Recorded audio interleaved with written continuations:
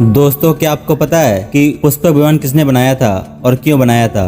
असल में रावण के पास बहुत से लड़ाकू विमान थे और एक अनोखा पुष्पक विमान भी था जिसमें सीता का हरण करके रावण पुष्पक विमान के जरिए ही लंका गया था। पुष्पक विमान के निर्माता विश्वकर्मा थे, जबकि ऐसा भी कहा जाता है कि पुष्पक विमान भगवान ब्रह्मा का था जिसे उन्होंने कुबेर को उपहार स्वरूप दिया था, लेकिन रावण ने ये विमान कुबेर से ले लिया। ऐसा भी माना जाता है कि रावण की मृत्यु के बाद इस पुष्पक विमान पर विभीषण का अधिकार हो गया और विभीषण ने ये विमान कुबेर को सौंप दिया। कुबेर ने ये विमान राम को भेंट कर दिया और लंका विजय के बाद राम, सीता, लक्ष्मण और हनुमान इसी विमान में बैठकर अयोध्या पहुंचे। आइए अब आपको इस विमान की विशेषताओं के बारे में बताते हैं। वाल्मीकि रामायण में किए गए वर्णन के अनुसार ये विमान मोर जैसे आकार का था। इसकी गति बहुत तेज थी और चालक की इच्छा के अनुसार इसे किसी भी डायरेक्शन में आगे बढ़ाया जा सकता था। हैरानी की बात तो ये है कि इसे छोटा बड़ा भी किया जा सकता था। इसे दिन और रात के समय में भी आसानी से चलाया जा सकता था। सभी ऋतुओं में वातानुकूलित इस विमान में सोने के खम्भे, मड़ियों से सजे दरवाजे और सीढ़ियां भी थी।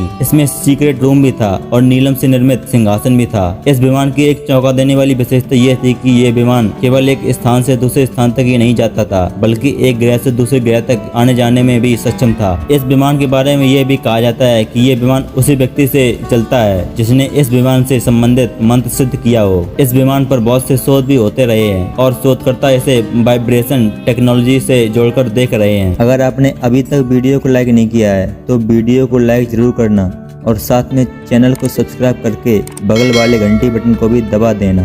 Thanks for watching.